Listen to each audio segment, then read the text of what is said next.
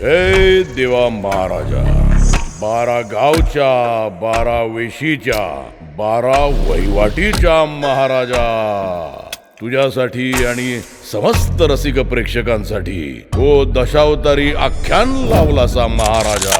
सगळे पार्टी रंगून तयार असत. आता या खेळाक रंग चढू पयो महाराजा.